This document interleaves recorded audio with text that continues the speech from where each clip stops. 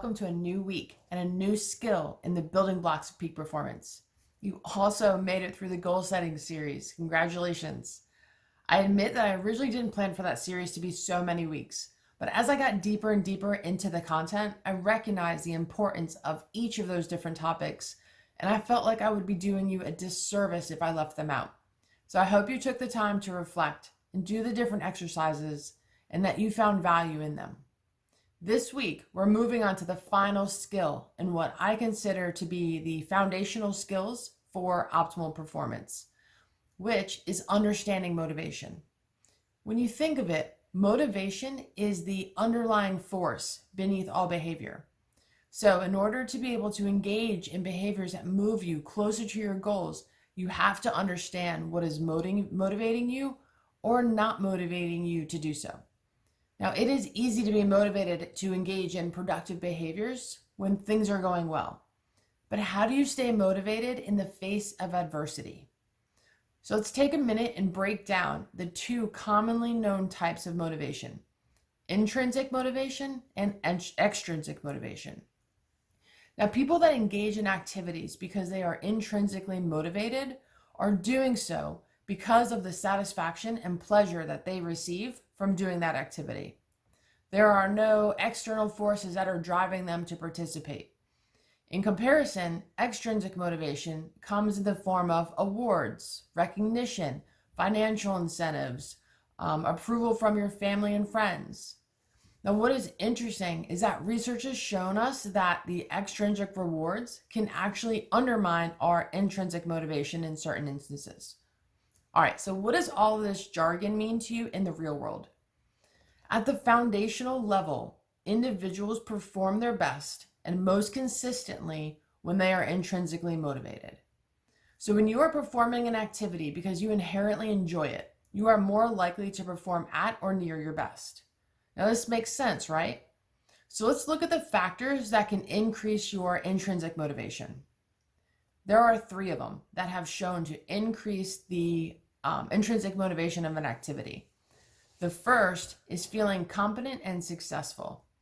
We need to feel that we have the skill set or sets necessary to complete the task or activity that we are facing, and that we are making progress in that endeavor.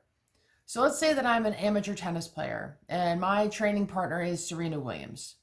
Coming to practice every day, knowing that I'm going to get demolished and my chances of ever beating her are going to be slim to none, is going to contribute to how motivated, or rather how unmotivated, I am to come to practice. Now there's some nuance here. I can choose to focus on my personal improvement, and it is important to track my progress in specific skills. And if I'm able to see progress, it will contribute to my feelings of competence. But believing that I have no chance of ever beating Serena will also weigh on my motivation. Ideally, in this example, my training partner should be similar to just slightly more talented. So I am challenged when playing, but believe that it is possible to win a match while also improving my skills. So what can you do to challenge yourself while also believing that you have the skill set necessary to feel successful? The second factor that contributes to higher levels of intrinsic motivation is perceived feelings of autonomy and control. We all want to feel like we play an active role in making the decisions that impact our lives. And when we don't, our intrinsic motivation, sense of achievement, and self-worth go down. Now, we may have bosses or coaches who try to exert high levels of control over the actions that we take, but we do have the ability to take back some control. And we can do this through taking personal responsibility for our outcomes. I touched on this in lesson 10, excuses or lies you tell yourself. We all face circumstances that are not ideal and can hinder our progress, but we can't use those circumstances as excuses to not achieve our goals or reach the next level of achievement. So what ways can you take back control? Can you have a conversation with your boss or your coach? Can you go above and beyond and start to track your individual progress?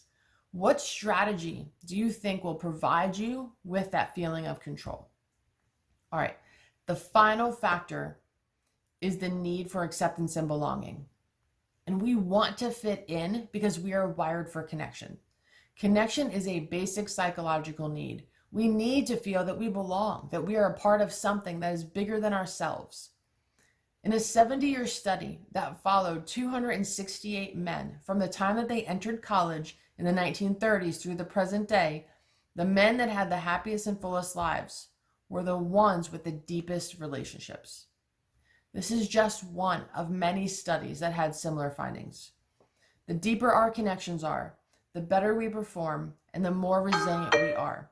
So to increase the motivation that you have for an activity, look for ways that you can increase the connections with those also involved in the activity. There is more to understanding motivation, which we will talk about next week.